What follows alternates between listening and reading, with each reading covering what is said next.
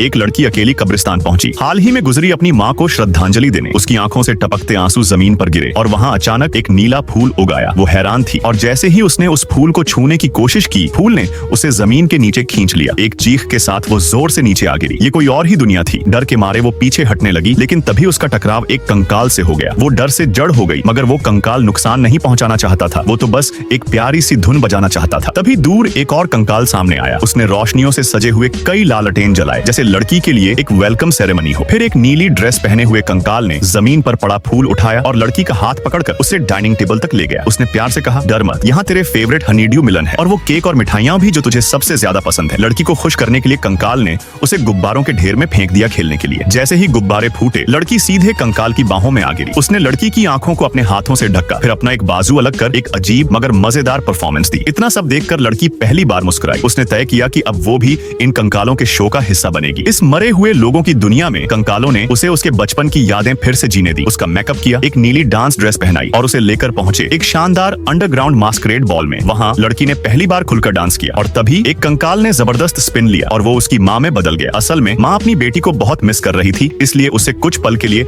अपनी दुनिया में खींच लाई थी। लड़की की आंखों से फिर आंसू बह निकले। उसने वो नीला फूल उठाया और माँ के बालों में सजा दिया। माँ बेटी एक दूसरे से कसकर लिपट गईं। जब लड़की ने दोबारा आंखें खोली, वो वापस अपनी दुनिया में थी, जैसे कोई सपना देखा हो, मगर उसके सिर पर वो फूल और उसकी ड्रेस अब भी वैसी की वैसी थी। इसका मतलब साफ था, ये सपना नहीं था, वो सच में अपनी माँ से मिली थी।